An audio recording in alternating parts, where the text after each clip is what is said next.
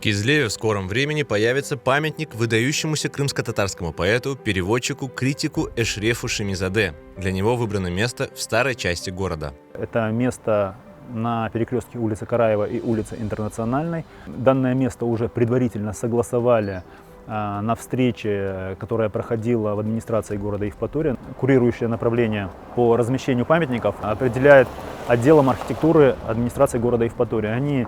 Сейчас им дано поручение, и они готовят проект решения и выносят на сессию Евпаторийского городского совета.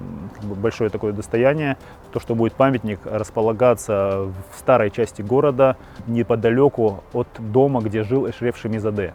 Памятник Шемизаде в его родном городе собирались установить более 15 лет назад. Всерьез вопросом занялись в 2008 году, к столетию литературного деятеля.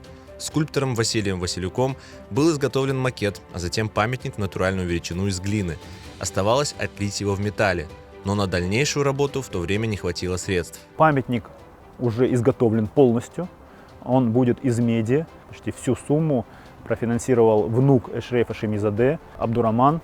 После вынесения соответствующего решения властей предстоит благоустроить территорию под будущий памятник, присоединиться к чему могут все неравнодушные. Сбор средств на благоустройство этой территории на данный момент осуществляется, поэтому мы призываем всех жителей Крыма, которым близка эта тема установки памятника Эшрефу Шемизаде, если есть возможность оказать какую-то посильную помощь в благоустройстве данной территории, мы всегда будем рады.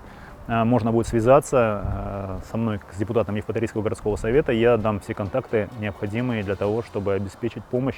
Памятник должен быть хорошим. Это вопрос культуры крымско-татарского народа, поэтому он должен выполнен быть на высоком таком качественном уровне.